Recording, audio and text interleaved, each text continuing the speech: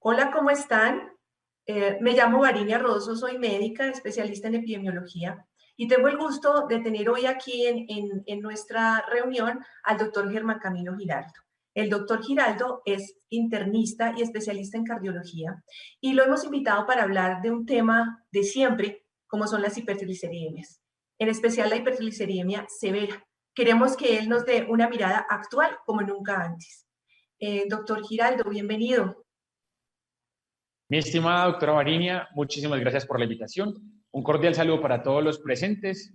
Encantado siempre de participar de estas actividades académicas en las que tenemos la oportunidad de actualizarnos y sobre todo de poder romper paradigmas de cosas que nos enseñaron antes con la nueva evidencia y tratando de rescatar siempre lo más importante para cada uno de nuestros pacientes. Muchas gracias, doctor. Yo quiero empezar por preguntarle, bueno, ¿qué tan común es la hipertrigliceridemia? La verdad, nosotros la vemos en el consultorio con mucha frecuencia, pero pues quiero tener unos datos más afinados de usted que nos puede comentar. Excelente pregunta, mi estimada Varinia. Mira, vamos a ver la diapositiva. Esta diapositiva es de un estudio que se llama PURE. El estudio PURE es un estudio internacional de más de 150.000 personas, incluyó colombianos. 7.500. Yo tuve la oportunidad de participar en el estudio por parte del municipio de Manizales y nosotros incluimos más de 600 participantes en el estudio. ¿Qué encontramos? Esa publicación que pueden encontrar ahí está en el International Journal de Cardiología. En Colombia el problema más frecuente en lípidos es la hipertrigliceridemia. Sus prevalencias pueden ser tan altas como hasta el 30% y cuando hablamos de pacientes en riesgo puede estar presente en más del 51% de los pacientes. O sea que es un problema muy frecuente. Yo creo que cada uno ahí en sus casas o en sus sitios de trabajo habrá visto en algún momento un paciente con triglicéridos altos. Más aún, con otras combinaciones especiales. Algunos con colesterol normal, otros con colesterol muy alto, otros con HDL bajo, otros con HDL alto. Entonces muchas veces uno se pregunta, ¿qué tengo que hacer? Pues lo más importante de este mensaje es no solamente el colesterol LDL alto tiene problemas. El triglicérido y la lipoproteína de alta densidad o HDL también influyen en los desenlaces y ahora la evidencia es contundente en que debemos dejar de ignorarlos y ponerles más cuidado. Perfecto, doctor. Eso precisamente a eso iba a entrar mi siguiente pregunta. En un adulto normal, en la consulta de un médico de atención primaria, ¿cada cuánto se deben medir los triglicéridos y qué debo hacer cuando salen elevados? Mi estimada Varinia, hoy por hoy, todas las herramientas y escalas que utilizamos para interpretar los resultados de las disfunciones en los lípidos están en adultos mayores de 40 años. Es decir, todos los adultos menores de 40 años deberían tener al menos un perfil de lípidos en la vida. Ahora, ¿a quién más le hacemos? ¿Y a quién le hacemos con más frecuencia? Entonces, a los hipertensos, a los diabéticos, a los obesos, a los hipotiroideos y muy especialmente a aquellos pacientes que tengan historia familiar de algún problema del metabolismo de los lípidos. Ahora, a este combo tradicional se le han sumado otras patologías. Los pacientes con VIH, los pacientes con enfermedades autoinmunes, los pacientes con EPOX. Todos esos tipos de pacientes deberían tener una medición al menos anual de los lípidos y si tienen niveles alterados de triglicéridos o de colesterol, deberíamos hacerle un seguimiento durante 2, 3 o 4 veces al año hasta que lleguemos con un margen de seguridad para evitar desenlaces adversos. ¿Qué hacemos si el resultado sale alto? Esa es una pregunta muy interesante. No hay un valor absoluto. Es decir, todos los resultados yo los debo interpretar a la luz del paciente. Unos triglicéridos pueden estar altos o severamente altos y preocuparme más que el colesterol dependiendo del paciente que yo tengo al frente. Una cosa es el riesgo cardiovascular y otra cosa es el riesgo de pancreatitis. Entonces yo siempre como médico tengo la posibilidad de balancear el paciente que tengo al frente a qué está más expuesto. ¿Será que le da una pancreatitis? ¿Será que le da un infarto? Cuando yo balanceo eso, digo, uy, sí está alto. A ese paciente hay que tratarlo, vamos a bajarlo con determinadas intervenciones que vamos a ir viendo más adelante y así poderlo llevar al paciente a un margen de seguridad. Bien, doctor. Entonces, en ese enfoque, ¿qué debo hacer desde la atención primaria cuando tengo un paciente con triglicéridos altos? Excelente pregunta, mi estimada María. Mira, Lo primero que debemos hacer todos cuando tenemos un paciente con triglicéridos altos es pensar qué causa secundaria tiene el paciente, porque por mucho son las más comunes. Entonces aquí yo tengo que empezar a pensar, ¿será que ese paciente ingiere bebidas alcohólicas? ¿Será que tiene hígado graso? ¿Será que tiene enfermedad renal crónica? ¿Será que tiene embarazo si es una mujer? ¿Será que tiene diabetes, síndrome metabólico? ¿Es obeso? ¿Sedentario? ¿Come bastante? ¿Consume algunos medicamentos que elevan los niveles de triglicéridos? ¿Tiene hipotiroidismo?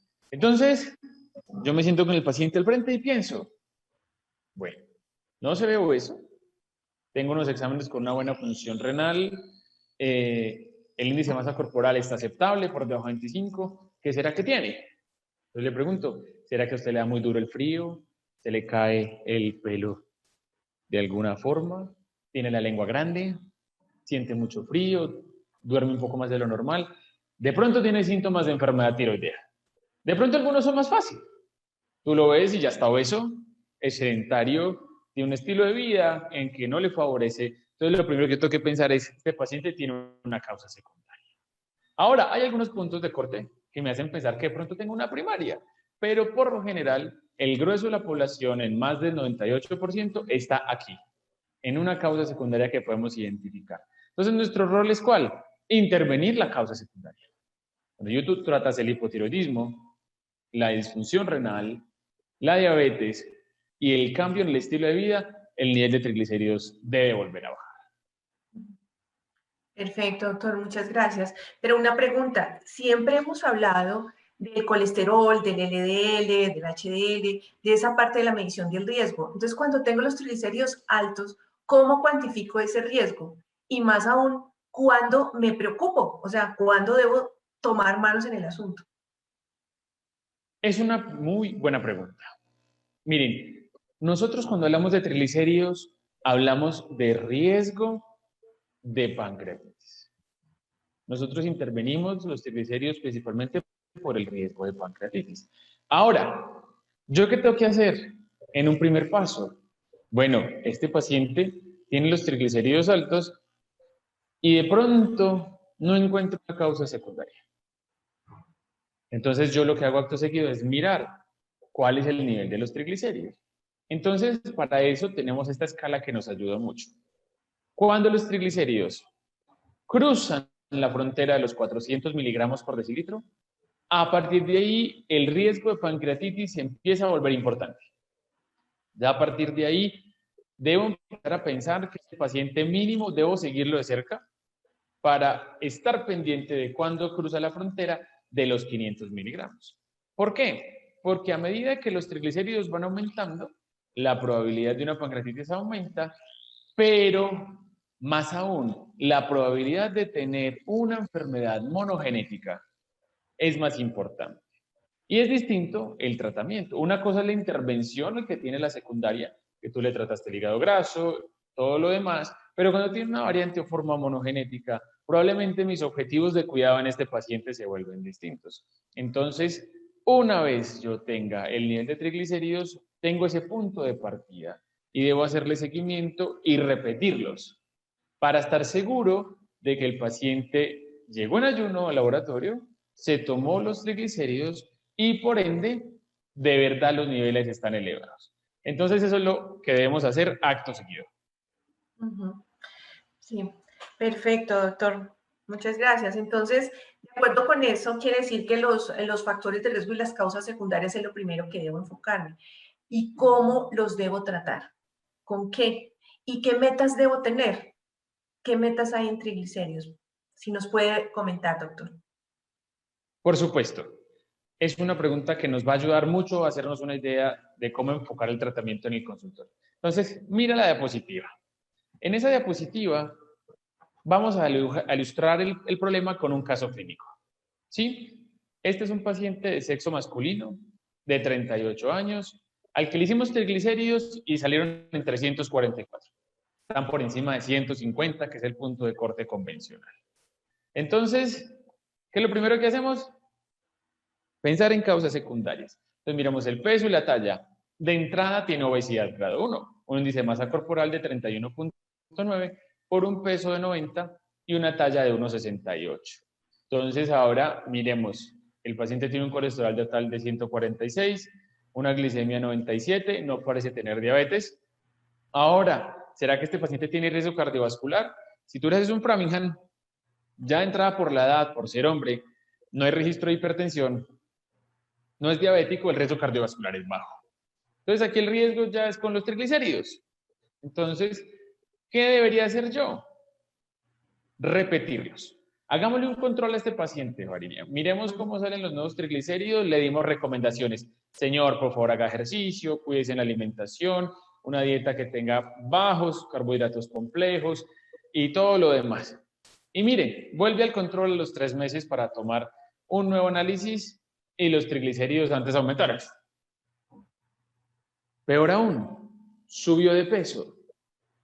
Entonces, en este caso, es un paciente que no está comprometido, probablemente su ingesta calórica supera lo que se gasta en el día y tengamos una hipertrigliceridemia que definitivamente es secundaria. Ahora, tengamos todos tranquilidad en nuestra práctica diaria mientras los triglicéridos no se pasen de 500. ¿Por qué? Este paciente es un paciente de riesgo cardiovascular bajo. O sea, de entrada no necesita una estatina, no necesita una ezetimibe, y tiene los triglicéridos por debajo de 500, no necesita el fibrato. ¿Qué debo hacer yo con este paciente? Involucrarlo con el cuidado. Que él se meta en el paseo y definitivamente se dé cuenta que lo que está comiendo respecto a lo que se gasta y la calidad de la comida que está recibiendo definitivamente le afecta al metabolismo de los lípidos. Y a medida que los niveles de triglicéridos sigan subiendo, la probabilidad de pancreatitis va a aumentar. Mientras no estén por encima de 500 miligramos por decilitro, no damos tratamiento. Lo derivamos a nutrición, le damos las recomendaciones nutricionales, las recomendaciones de actividad física, que baje de peso. Algunos podrían ser candidatos a tratamiento médico para que baje de peso. Tiene 31 índice de masa corporal, pero depende del compromiso y actitud del paciente. En este caso, no parece ser el escenario. Por ahora lo que vamos a hacer es seguimiento. Ahora, mira un dato interesante en este paciente. Le midieron apolipoproteína B. Y los niveles de apolipoproteína B están en margen de normalidad. Es decir, que ya empezar a pensar en otras formas o variantes de enfermedades se vuelve con unas probabilidades menores y en parte podemos tener algo de tranquilidad. Muchas gracias, doctor. Yo traje un slide aquí que de pronto nos puede ilustrar un poco más este aspecto que nos hablaba del umbral de triglicéridos para el riesgo de pancreatitis. Correcto. Este es un gráfico del cual se toman los datos con los cuales las guías dan esas recomendaciones. Nosotros utilizamos unas cosas que se llaman medidas de riesgo. En este caso, con unas cohortes de poblaciones de más de 30.000 personas con mediciones de triglicéridos, mira cómo se parten en 3 grupos. Los que tienen unos triglicéridos normales, ¿cierto? Menores que 150. Los que ya tienen los triglicéridos algo elevados, entre 150 y 499. Y los que tienen los triglicéridos definitivamente marcadamente elevados por encima de 500. Mira cómo la incidencia bruta de pancreatitis se vuelve 2.5 veces por encima de 500, mientras que por debajo en realidad la asociación es baja entre 0.9 y 1.24. Es decir, definitivamente el punto de corte es de 500. Ya sabemos que a partir de 400 miligramos por decilitro el riesgo es importante, pero el tratamiento farmacológico de verdad supera los riesgos y aumenta marcadamente el beneficio cuando nos pasamos de 500 miligramos por decilitro. Perfecto. Gracias, doctor. Pero bueno, listo. Entonces me queda claro que yo empiezo a tratar las causas secundarias, que identifique, a manejar el riesgo del paciente. Pero, ¿y qué pasa cuando de entrada, cuando yo tengo unos triglicéridos son súper altos? No estamos hablando por debajo de 500.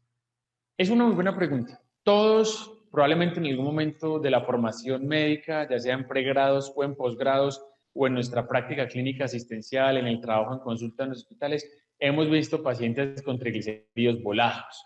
Es más, algunos hemos tenido la oportunidad de que la bacterióloga le dice a uno, uy, doctor, mire ese suero, se ve todo lechoso, se ve como todo blanco, algo pasa. Y le llegan a uno al consultorio con triglicéridos de 900, 1000, 1500. Miremos con un caso clínico, ¿qué te parece, mi estimada Varinia? ¿Cómo pensar esto? En este caso es un señor de 44 años. Tiene 85 kilogramos de peso, mide 160 centímetros y el índice de masa corporal nos da 33. Medimos los triglicéridos y nos dan en 1708. Y quisiera contarles que este es un caso de la vida real. Todos los casos que les estamos compartiendo hoy son casos de la vida real que colegas de distintas zonas nos van compartiendo. Entonces miren este señor, 1700. De entrada supera el punto de corte de 800. Cuando están por encima de 800, definitivamente yo tengo que pensar que tengo que tomar conductas importantes. Pero vuelve y juega. Primero, causas secundarias. ¿Tiene identificables? Aquí a grosso modo ya sabemos que es obeso, o sea que tiene una que suma. Miremos lo demás. Colesterol total 316, HDL 51, glicemia 178, glicosilada 10.5%. A pocos nos quedan dudas acá de que este paciente tiene muchas causas secundarias por los cuales los triglicéridos salieron altos. Probablemente el paciente tuvo algunas limitaciones técnicas para tomarse las muestras y definitivamente tenemos que pensar que primero debemos intervenir las causas secundarias. Yo no hago nada poniéndole cualquier tipo de tratamiento a sus triglicéridos si no le trato la diabetes, si no le trato la obesidad, porque mi esfuerzo va a ser en vano. Hay una causa secundaria que está influyendo. Sin embargo, por ese valor, yo tengo que empezar a pensar, ¿será que este paciente tiene una forma de esas genéticas, hipertrigliceridemia familiar, hiperlipemia familiar combinada, kilomicronemia familiar? Porque son niveles demasiado altos. ¿Cuál es mi responsabilidad como médico? Entonces aquí ampliar el interrogatorio. Don Pepito, ¿que ha tenido dolores abdominales? ¿Ha tenido pancreatitis? ¿De pronto siente que con algunas comidas le empeora el dolor abdominal? De pronto le han hecho ecografías y exámenes y no han encontrado nada. Si nada de eso está presente, yo aquí debo primar el riesgo cardiovascular. Porque este paciente de entrada es diabético, obeso, el riesgo cardiovascular ya está alto. Entonces aquí yo tengo que empezar que tal vez la forma de enfocarlo es distinta. Como siempre, las recomendaciones con las mediciones de los niveles de triglicéridos nos sugieren hacer un control de las pruebas a los 3 meses. ¿Qué te parece, mi doctora Varinia? Si le hacemos unos estudios de control a los 3 meses, luego de haber reiniciado manejo con hipoglicemiantes, dieta, estilo de vida y algún medicamento para los lípidos. Tomamos exámenes de control. Muy bien, aquí están. Miren, de entrada este paciente es completamente distinto. Este paciente llega al control con 2 kilogramos menos de peso. O sea, algo está haciendo bien. Para perder 2 kilos, algo está haciendo bien. Pero vamos más allá. Miremos, sin un fibrato establecido, los triglicéridos siguen por encima de 1000. Están en 1333. Mejor aún, medimos la poliproteína B y salió en 240. O sea, salieron elevados los niveles de apolipoproteína B. El colesterol está alto, el HDL está bajo, entonces yo ya sí reflexiono. Yo digo, algo no está bien. Ese paciente camina mal. Entonces, miremos en la diapositiva que sigue, qué es lo que tengo que hacer yo y cómo tengo que pensarlo cuando me encuentro estos pacientes. Entonces, si es un paciente que es de riesgo vascular bajo o moderado, ¿cuál es mi labor?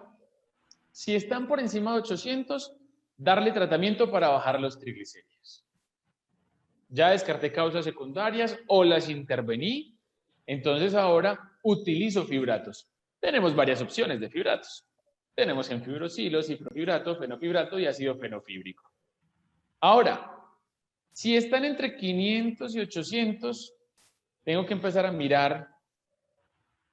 Este paciente no bajó, a pesar de que ya tiene la diabetes controlada, el hipotiroidismo se controló, viene bajando de peso. Entonces, ya por ende, si este paciente necesita un fibrato, este ya no le puedo dar más chances. Si los triglicéridos están por encima de 500, podría considerar algunas formas de ácidos omega 3. Desafortunadamente no las tenemos disponibles en Colombia, las que tienen evidencia en algunos de los estudios más recientes, pero es una de las opciones que hay, además del tratamiento con fibratos.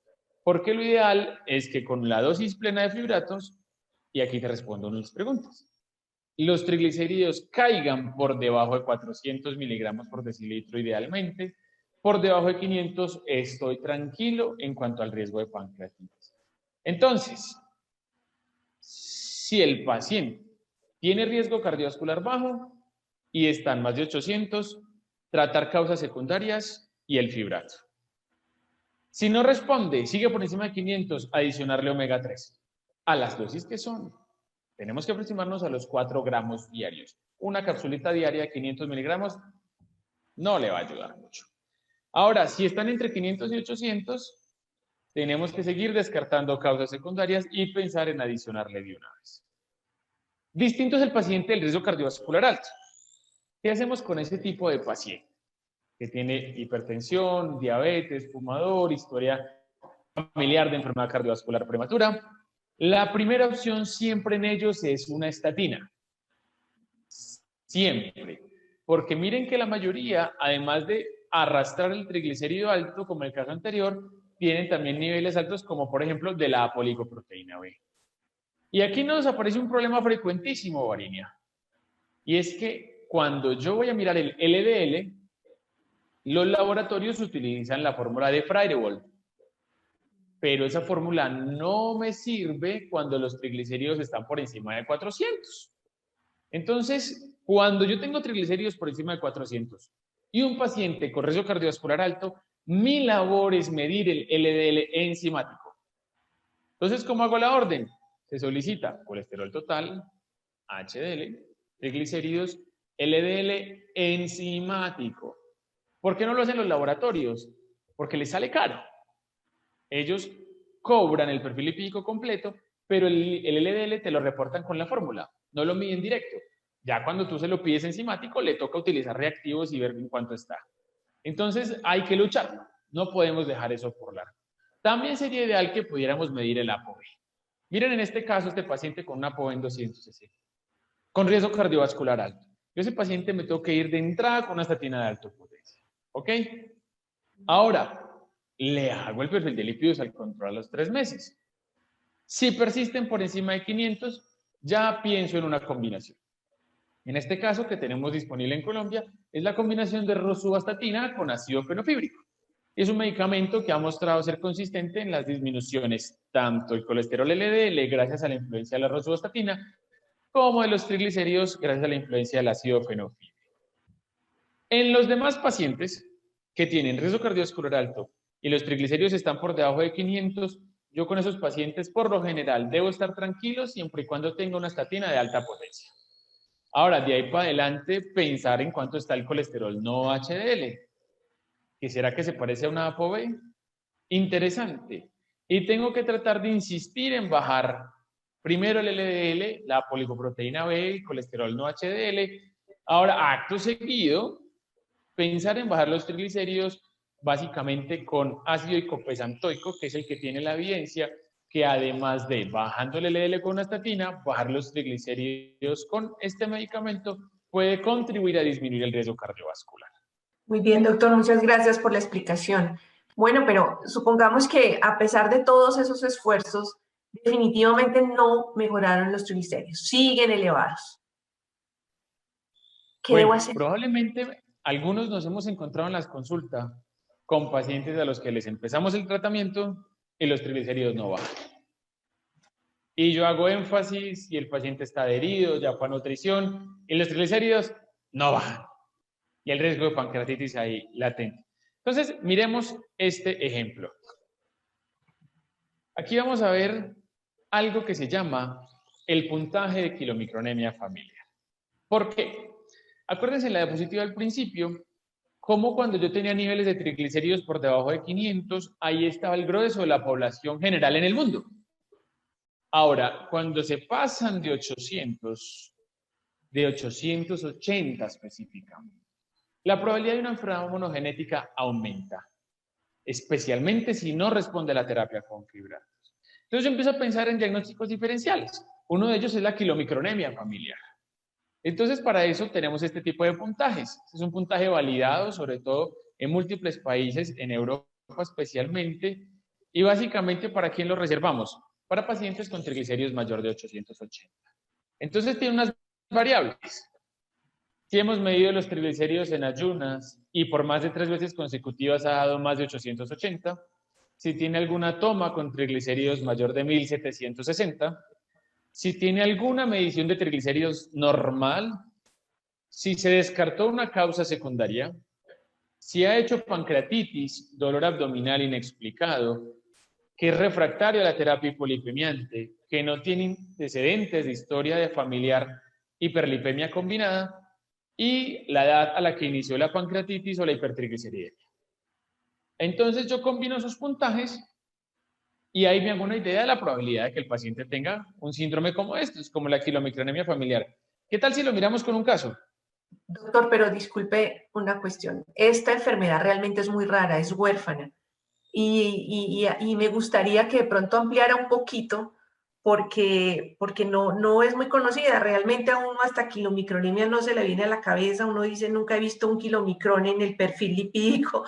¿Cómo es esto de la kilomicronemia? Por supuesto, es una excelente pregunta. Es una enfermedad huérfana, supremamente rara. Sus incidencias son muy bajas en todos los países. Más o menos, aproximadamente en población general, 1 en 1.000.000. O sea que en Colombia, en nuestro país, deberíamos tener como unos 44, 45 casos. Sus siglas en inglés son FCS, Familiar Chylomicronemia Syndrome. Entonces, es una enfermedad hereditaria en la que hay un problema con el metabolismo de los kilomicrones. Entonces, el kilomicrón es supremamente grande, va viajando en la circulación y a él cogen y lo atacan unas sustancias que se llaman las lipoproteínas, ¿cierto? O en este caso, la protagonista es la LPL, ¿cierto? La mutación de la cual sería esta enfermedad impide que la EPL actúe bien. Entonces se ve deficiente su actividad, no se logra metabolizar el kilomicrón y por ende empiezan a acumularse los kilomicrones y a circular en la sangre cada vez más, se suman, no hay LPL activo que logre metabolizarlos y se llegan a niveles tan altos que empieza a aumentar la incidencia de pancreatitis. Hay otras variantes de la enfermedad que influyen en su aparición, por ejemplo, la mutación de ApoC2, que se encarga de activar la LPL. Entonces, la LPL puede ser no la culpable, pero puede ser la posible. En fin, hay múltiples mutaciones y lesiones en nuestra sangre que cuando aparecen impiden, en este caso en la kilomicronemia familiar, que se metabolice el kilomicrón. Se acumula, los niveles de triglicéridos en plasma se elevan severamente y no responden a los hipolipemiantes. Esa es la clave principal. O sea que cuando tenemos estos casos tan elevados que no responden, uno podría estar enfrentándose a esta enfermedad. Por supuesto. Además de esto, nos sirve buscar las manifestaciones clínicas. Por ejemplo, la aparición de algunas lesiones cutáneas. ¿Como cuáles? Por ejemplo, los santomas eruptivos. Tenemos una imagen ahí preciosa que la podemos ver. Normalmente son depósitos grasa que se hacen debajo de la piel, a veces en glúteos, rodillas, brazos, y van creciendo.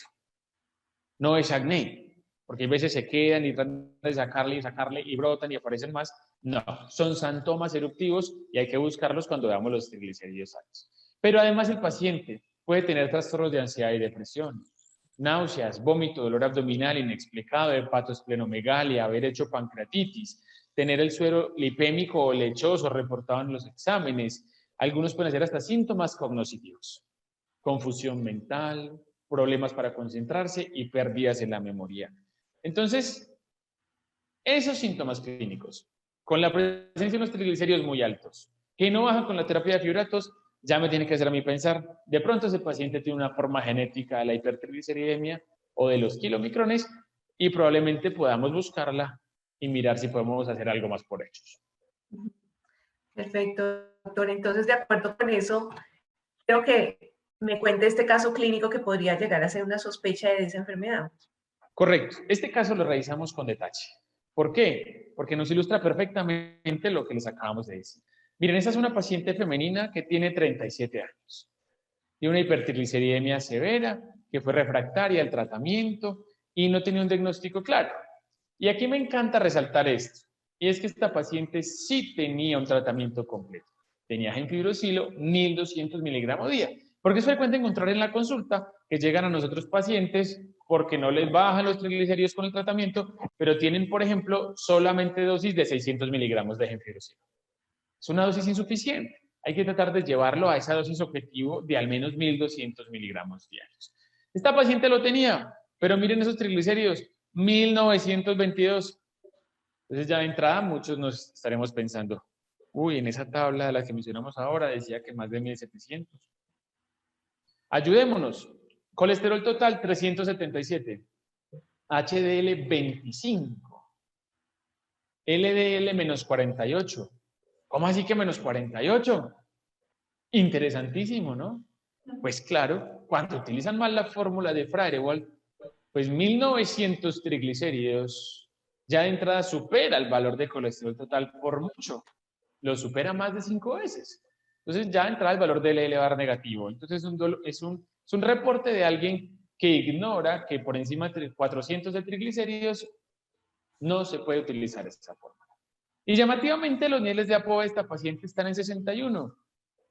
Entonces, si acordamos el esquema de clasificación de las dislipidemias, este es un paciente en el que definitivamente el predominio es de triglicéridos, el HDL está normal bajo, la ApoB está normal, o sea que tiene un problema que está protagonizado más que todo por los triglicéridos. Ahora miremos los antecedentes de esta paciente. 3 episodios de pancreatitis. No es obesa, no es diabética, no sufre hipotiroidismo, no tiene enfermedad renal, o sea que causas secundarias a la vista no hay. No usa medicamentos como los antirretrovirales. No toma vías alcohólicas. No tiene enfermedad cardiovascular, o sea que su riesgo cardiovascular es bajo. Es contundente el hecho de que el riesgo en ella es de una pancreatitis. Y aquí quisiera aprovechar el espacio para que todos racionalicemos algo.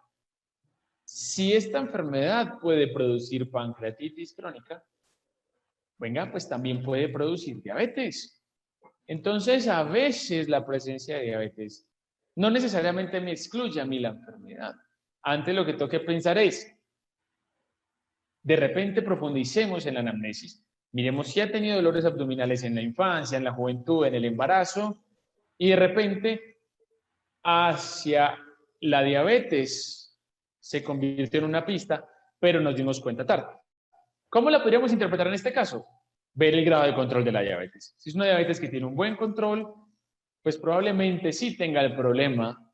Si es una diabetes que está muy mal controlada, definitivamente puede estar influyendo en los resultados. Sigamos con nuestra paciente. No antecedentes cardiovasculares. La familia tiene alteraciones en los lípidos. La abuela materna una dislipidemia mixta, al igual que el tío, al igual que el papá, y tiene un índice de masa corporal de 30. Definitivamente ninguna de esas circunstancias nos explica por qué la paciente tiene 1900 de triglicéridos. Entonces, mi estimada Varinia, ¿qué te parece si le hacemos el puntaje? Y aquí está. Entonces utilicemos el score para kilomicronemia familiar. Entonces, triglicéridos en ayunas más de 880 en 3 mediciones consecutivas. ¿Qué opinas, Varinia? Bueno, sí, la paciente los tiene. No sé en nuestra práctica clínica si uno alcance a hacer unas mediciones consecutivas para en realidad evaluar al paciente. Uno casi siempre vuelve y lo evalúa a los 3 meses, más o menos, ¿no? Correcto. Entonces, este punto es necesario aclararlo. Cuando el score te dice 3 mediciones consecutivas, se refiere a una medición cada 15 días de los triglicéridos. Porque es que el kilomicrón puede variar mucho con lo que tú comes el día anterior. Entonces, si uno ya tiene 3 consecutivos que definitivamente están por encima de 880, el problema es metabólico. El problema no es solo de comida. El siguiente punto, triglicéridos en ayunas mayor a 1760. En efecto, está presente. ¿Alguna medición previa de triglicéridos menor de 175? Ausente. O sea que no descuenta puntos. Nunca ha tenido triglicéridos normal la paciente. Que no tenga un factor secundario, excepto embarazo o el uso de etilestradiol, le da puntos. 2 puntos en este caso. Antecedente pancreatitis, si tiene, le da un punto. Dolor abdominal recurrente o inexplicado, en este caso no aplica porque tuvo pancreatitis. Refractaria a la terapia polipemiante, desde luego, un punto. Sin antecedente familiar de hiperlipemia familiar combinada, no le da. Pero si la abuelita tenía una dislipidemia mixta, y el tío, y los primos, ¿por qué no le está dando puntaje? Porque es otro punto que hay que aclarar. La hiperlipemia familiar combinada es una enfermedad que se caracteriza por tener niveles altos de triglicéridos y de colesterol, pero con asociaciones de enfermedad cardiovascular, especialmente enfermedad cardiovascular prematura en la familia. Además, son ese tipo de familias en las que algún familiar es obeso, diabético, hipotiroideo, con dislipidemia y triglicéridos muy altos. Es decir, no se refiere a que alguna vez la abuelita le midieron el colesterol y le dio 250 y los triglicéridos en 300. No. Se refiere a que no tenga familia en la cual hayan presentado infartos, enfermedad cardiovascular prematura o que tengan todo ese complejo de síndrome metabólico. Estos pacientes, por lo general, tienen niveles de LDL mayor a 300.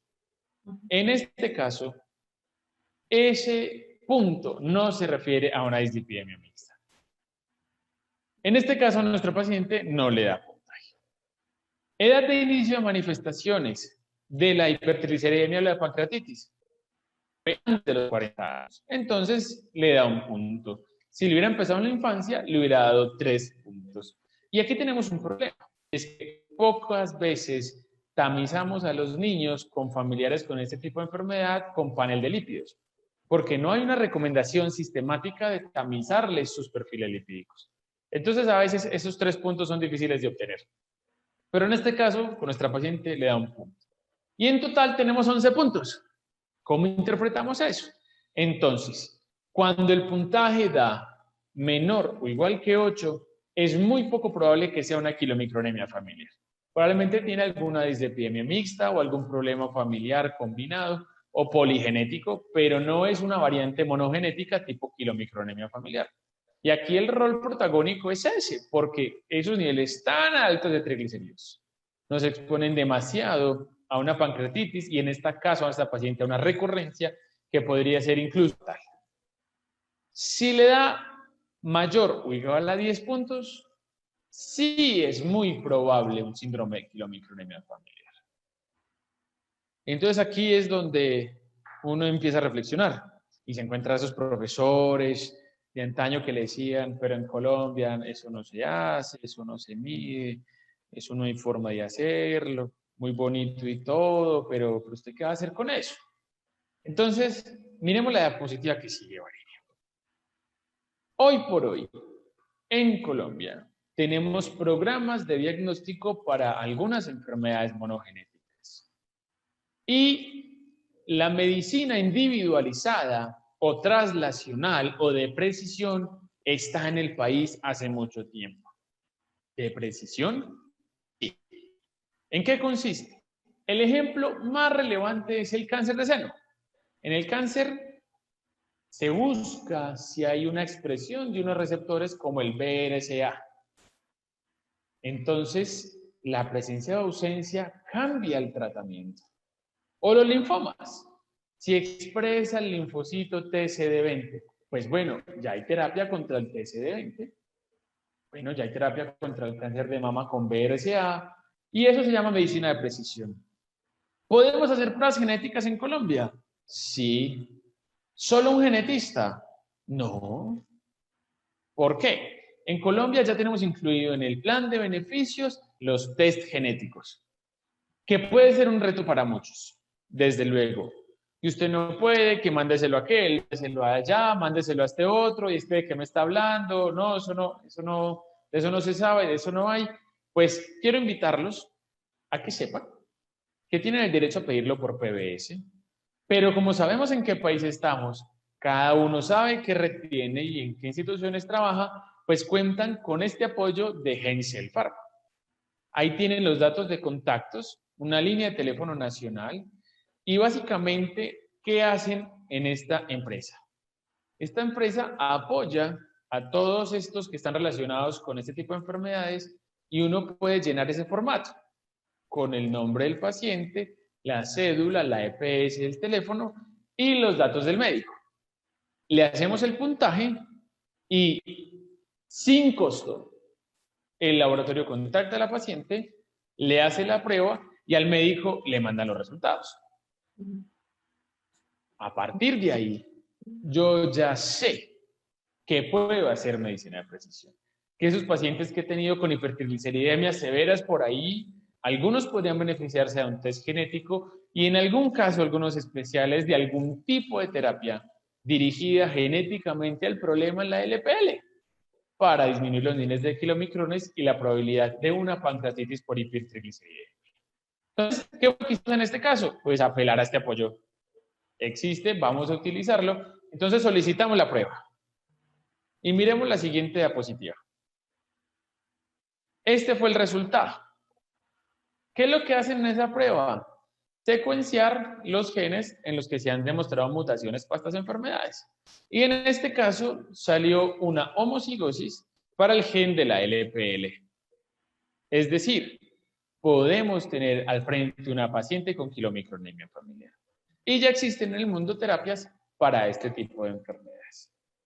Como es una enfermedad ultra rara, también puede que tengamos un resultado negativo, un resultado heterocigoto, un resultado de otro tipo de mutación que no existe o una mutación incompleta. ¿Qué hacemos ahí nosotros? Empezar a pensar en diagnósticos diferenciales. ¿Cuál es el problema que tenemos? Distinto a la quilomicronemia en que hay forma de llegar al diagnóstico, por ejemplo, la hiperlipemia familiar combinada es una enfermedad en la que no hay forma de hacer un diagnóstico preciso. Entonces, ahí uno, ¿qué tiene que hacer? Volver al origen, a la clínica. ¿Qué prioriza en este paciente? No, en este paciente el problema es el riesgo cardiovascular. No, en este paciente el problema es el riesgo de la pancreatitis y hacer las intervenciones relacionadas. En este caso, podemos llegar a un diagnóstico. Tenemos un resultado en la mutación. No tuvo ningún costo ni para el médico ni para el paciente. El médico tiene la satisfacción de haber llegado a fondo con el problema, de haberle contribuido a la paciente y si en algún momento fuese meritoria de recibir la terapia biológica que va sobre la mutación, pues probablemente la podría recibir. ¿Cuál es el desenlace histórico de estos pacientes en Colombia y en muchas partes del mundo? Que hacen pancreatitis, pancreatitis, pancreatitis, hasta que se mueren. Ya no se pueden operar, no se pueden intervenir, o el problema metabólico les va empeorando, y les empeora por ahí derecho el riesgo cardiovascular, y por algún lado u otro tienen un desenlace fatal. Hoy por hoy los podemos yugular. Algunas muy beneficiadas, por ejemplo, las mujeres en embarazo. Una pancreatitis en el embarazo puede ser un evento catastrófico. Entonces, todas estas circunstancias nos hacen aterrizar un poquito que esa medicina tan lejana, tan del futuro, de tan precisión, tal vez está más cerca de lo que yo creía y yo puedo acceder a ella sin tener mayor dificultad. Lo único que se necesita es actitud, poder acudir al apoyo, hacer el contacto y que al paciente le hagan la prueba. Perfecto, doctor, muchas gracias. Entonces, quizás estemos en el punto de llevar ya unos mensajes para casa después de lo que nos ha contado. Correcto. Entonces, estos son los mensajes importantes para llevar a casa. Número 1, los triglicéridos deben mantenerse en un margen en que el riesgo de pancreatitis o enfermedad cardiovascular disminuya. Para pancreatitis, por debajo de 400. Para enfermedad cardiovascular, idealmente, si el riesgo es alto o muy alto, deben estar por debajo de 250. Pero todo individualiza. Segundo mensaje para llevar. La pancreatitis y el dolor abdominal hacen deletérea la calidad de vida de esos pacientes y en muchos casos pueden ser fatales. Nuestro rol es identificarlos cada vez que egresen los pacientes y por ende poder llegarles a un diagnóstico más preciso. Y tercero, podemos hacer diagnósticos de precisión. Tenemos opciones de manejo más allá de los fibratos, en algunas situaciones especiales podemos acudir a ellos y sintámonos en la plena capacidad de hacerlo. Ya tenemos los datos de contacto, ya sabemos en qué tipo de paciente sospechar, así que estamos todos muy invitados a hacer bien hecho. Muchísimas gracias a todos, mi estimada doctora Variña, muchísimas gracias por la invitación y estamos súper atentos a lo que podamos hacer. Esos son mis datos de contacto, mi correo electrónico, las redes sociales. Si alguno quiere profundizar, que le envíe un artículo o tiene dudas con algún paciente, no duden en contactarme, que yo en cuanto tenga tiempo le contesto de la mejor forma posible. Muchísimas gracias a todos. Muchas gracias, doctor. Gracias a ustedes todos por el interés y por habernos acompañado en esta interesante discusión. Gracias.